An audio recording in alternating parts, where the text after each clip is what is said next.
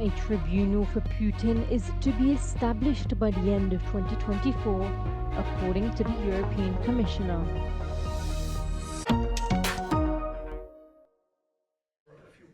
A special tribunal for Russian President Vladimir Putin may well be established by the end of the year, said the EU Justice Commissioner Didier Reynders. According to him, two options are being considered: an international tribunal based on a multilateral agreement or a simplified solution based on a bilateral agreement between Ukraine and the Council of Europe. At least 4 people were killed and 20 others injured, including children, in Russian airstrikes on Ukraine, as civilian infrastructure continues to be a target. The several missiles hit the residential areas of the city of Zaporizhia. It is reported that Russian forces underwent double strikes to target rescues and law enforcement officers.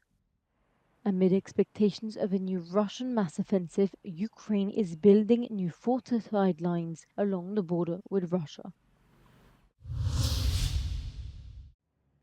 6 months of war in Gaza, and Israel is being slammed by the United Nations and the European Union. They say Israel is not doing enough to provide adequate measures to allow humanitarian aid into the Strip and to protect civilian lives.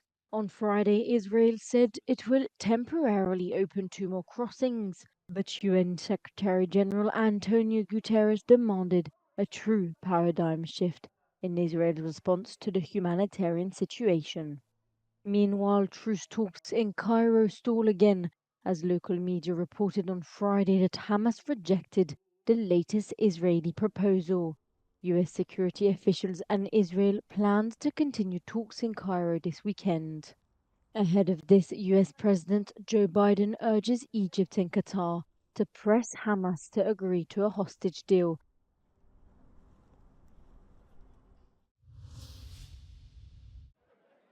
The president of Cyprus, Nikos Christodoulidis, will meet Ursula von der Leyen on Sunday in Athens to discuss the exceptionally difficult situation with the recent surge in migration in the Mediterranean, especially within Cyprus. On Monday, Christodoulidis is to visit Lebanon to discuss the same concerns. According to official data from Cyprus, more than 800 people arrived in less than a week, most of them en route from Lebanon.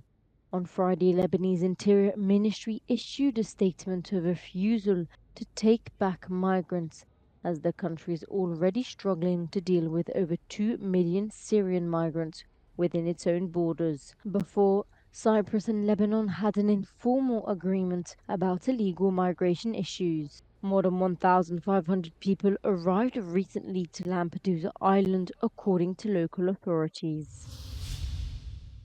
It's estimated that there could be as many as 10 million landmines spread in 64 countries worldwide, and that 2 to 5 million more are being laid each year. International Day for Mine Awareness was celebrated here at Baku's Olympic Stadium with a charity amputee football match. The majority of the players here sustained their injuries from landmines. Today we went onto the field to say no to the mines, to warn people not to enter prohibited areas for their safety, and to highlight that the mines should be cleaned. I call on everyone to stay safe. While Africa is the continent most severely affected by landmines, Europe is hugely impacted too, in Azerbaijan, Bosnia and Herzegovina and Ukraine, where it's estimated that 1/3 of its territory has been mined. Charities are calling for more global action. The mine is a huge global problem. International community, of course, have to pay attention for this problem, and we have to struggle with this problem all together. For the millions living amidst the chaos of armed conflict, especially women and children, every step can put them in dangerous path. Even after the fighting stops, conflicts often leave behind a terrifying legacy, landmines and the explosive ordnance that litter communities. On this International Day, let's take action to end the threat of these devices of death, support communities as they heal, and help people return to rebuild their lives in safety and security.